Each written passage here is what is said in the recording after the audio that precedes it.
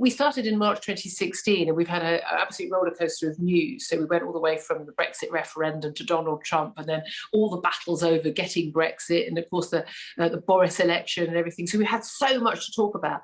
And I think we were the only radio station, I think LBC in the past would have done this, but not so much at the moment, but the only radio station that was putting an alternative point of view, that was clearly, not all of our presenters, but largely pro-Brexit.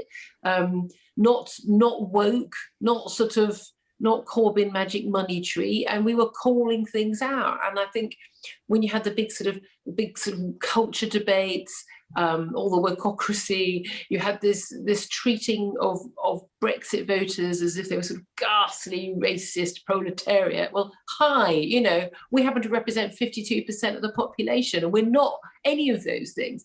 So I think that we arrived at a moment when people wanted an outlet, wanted some broadcast media that wasn't telling them what a terrible person they were for holding their views and looking down their noses at them.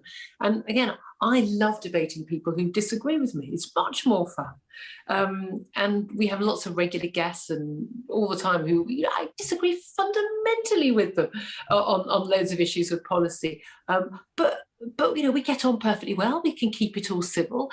And I think it was a bit more grown up. And the weird thing is, we're constantly being sort of derided as populist and how ghastly.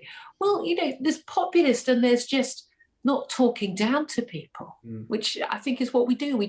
And we're honest. I think the key thing is the presenters are not reading a script.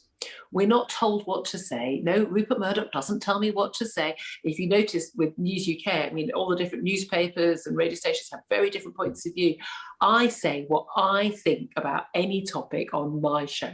And I really don't care whether people agree with me or not. So people know what they're going to get. They know they're going to get honesty, and they can shout at the radio or they can nod their head, but they know they're hearing something that's true and something that's real.